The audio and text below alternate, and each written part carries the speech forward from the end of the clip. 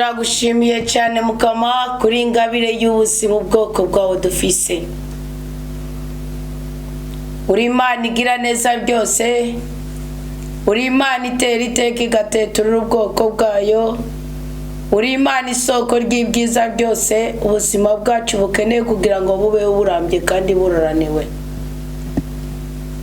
Twebwe wa muryango wa uburenganzira bwo kudodora ukogururirwa.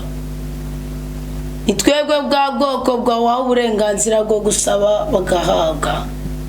Icyambere tugusabye ni kigongwe ku ntege nke zacu. Turagusabye utubabarire, nituje imbokoboko, nituje twijajaye, tuje twitwikirije amaraso meza ya Yezu Kristu. Tugirire kigongwe ku byaha byacu byose n'ibicumuro byacu byose. Tugirire kigongwe no ku ntege nke twatewe n'igisokuru kibituvukamo. Tugirire kigongwe kuri hose twiheba tukumva umengo uri Imana iri kure yacu kandi tuzi kuri Imana ikora ibitangaza igakura ku cyavu igashira ku cyata.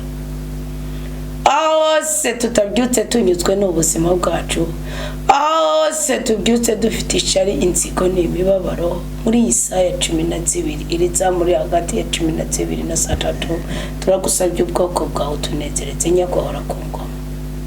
Turinde kubabara kandi twagurira imbibi, duteturire mu bwoko bwose bw'amagorwa, turinde amarusha. Pfumbatisha ibiganza byacu nitujya kujyajyanya kimwe muri 10. Bohora amarangamutima yacu nitujya kugaragaza ishari cyangwa inzigo ko tuzikorera Imana dutabara amakuba y'ubwoko bwose. Igikundira uruhanga rwacu nitujya kugukoza isoni aho twicara mu byo tuvuga no mu byo twambara. Wobereza n'amavuta yawe asa n'ay'inzahabu imitwe yacu nitujya kugukoza isoni ngo twihebere ishushani kuko tuzi ko ari wadukura. Nitwebwe ya mashusho warema wishushanijeko, nitwebwe wabumbabumbye aho wibereye mu ijuru. Ntukaturabe ngo tubone nk'inzige kuko niko Bibiliya ivuga mu buhanuzi bwa Izina, ahubwo utubonemo ubudahangarwa bwakomotse mu maraso y'umwana wa Yezu Kristu. Ibisigaye uduhe kwidegembya ukwishira no kwizana tuyobowe na mutima wawe mweranda.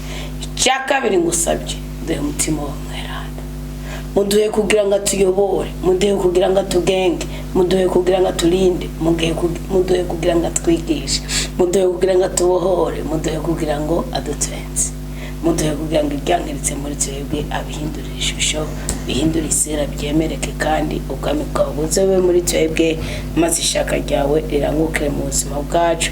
Ubwoko bwawe duhindurirwa amazina uyu munsi wa gatandatu, uyu munsi rigenekereza rya gatanu ku kwezi ko umugisha wa muhigo twahiga tububyaza umusaruro mu izina rya Yezu Kristu. Ibe muri twebwe igwiriye rwose. Amen, amen, aleluya.